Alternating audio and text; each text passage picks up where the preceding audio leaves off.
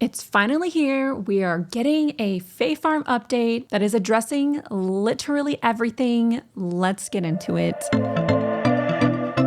Hi everyone, my name is Mav and this is the Mav Show Cozy, where I kind of break down cozy games because I have a little bit of experience in the gaming space. I'm very variety. I've played every type of game, but there is a special place in my heart for cozy games, and if I can help any of my friends who love them as well to understand them and really get into them, then I feel like I've done my job here.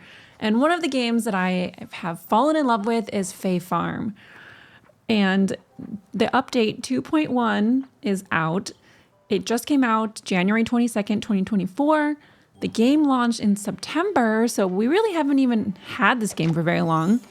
September 8th, 2023, and then their first DLC was a few months after, which is kind of soon for a new game to launch a DLC right at launch. Fae Farm is a cozy farm sim RPG. It's also multiplayer for 1 to 4 players.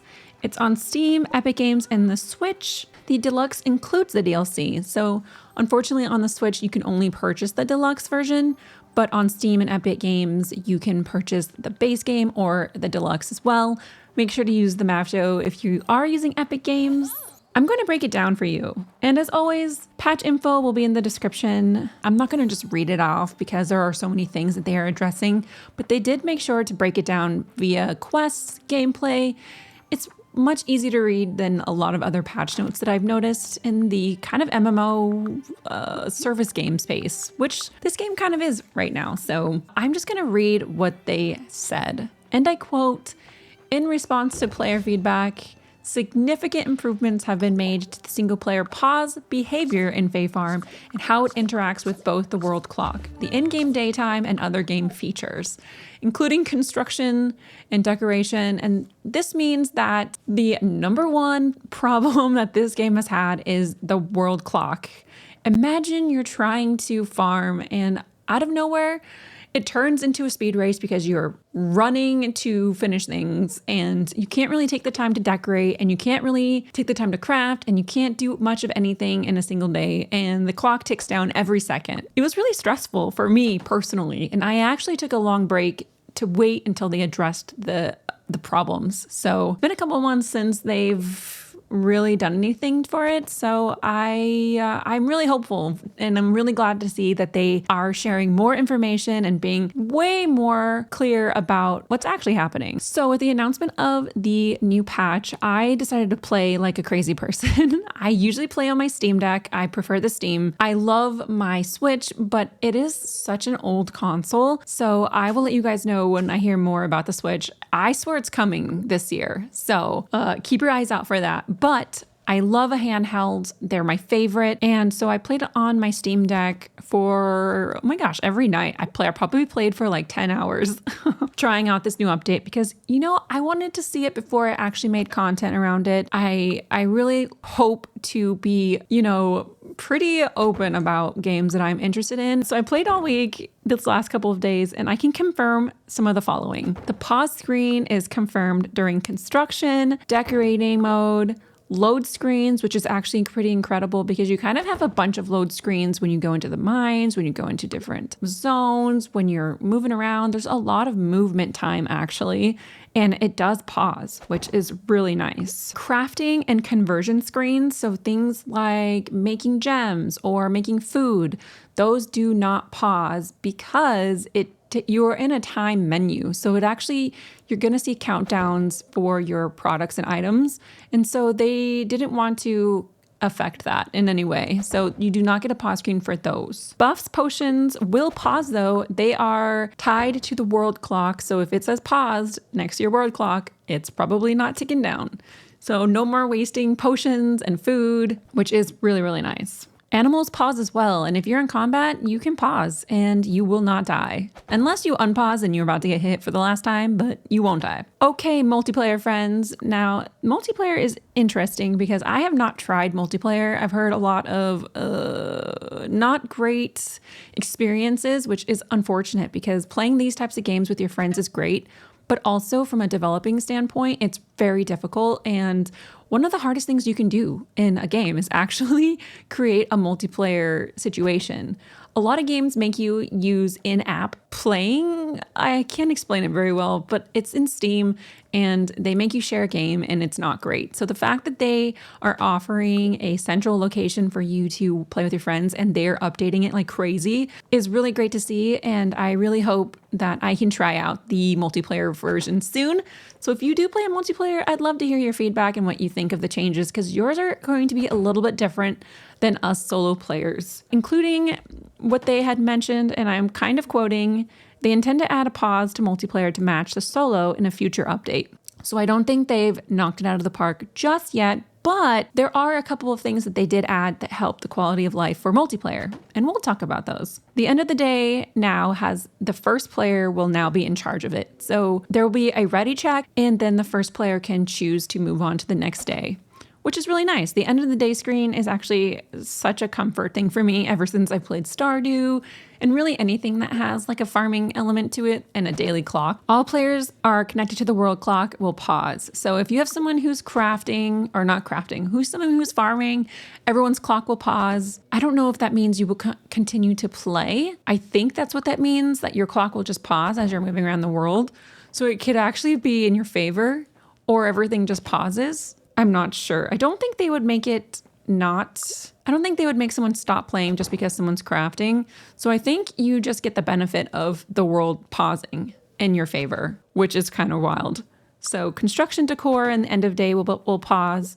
So let me know what you guys think if you are playing multiplayer. Okay, they added a bunch of things to this update actually. I know there are a lot of hot fixes, which means fixes you won't technically notice, but these ones you for sure will. They added flowers and how they can be reclaimed. So you can actually, instead of completely destroying your crops, you can actually take your seeds back and move them and uproot them, and you get a refund, which is great.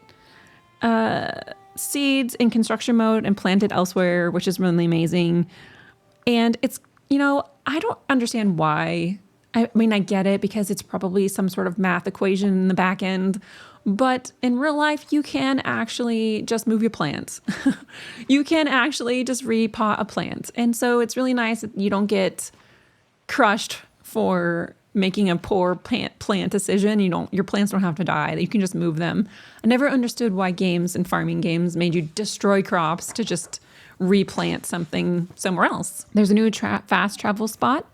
It does require the emerald sealed, and it is down at the bottom of the map, which is amazing, by the bay.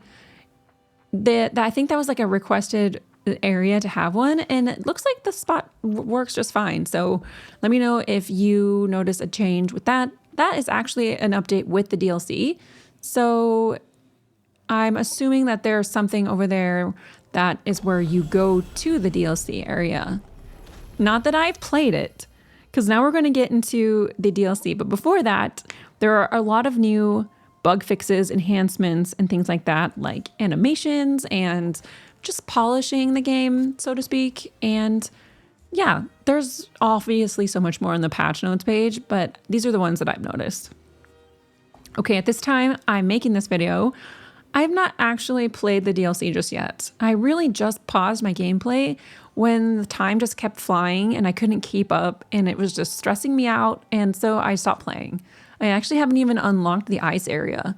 I do, though, intend to play, but at the time of this video, just so you know, I have not. And so if you have, this is for you.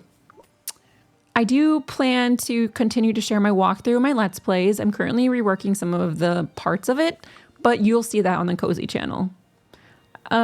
Because of the time issue, I paused it, but now everything seems to be a bit better. I don't feel like I'm sweating, and I have time to do things throughout the day, which is really nice. But here's some updates for the DLC. Obviously not all of them, but just the ones that I found that were important. They improved the critters and the animation and responses.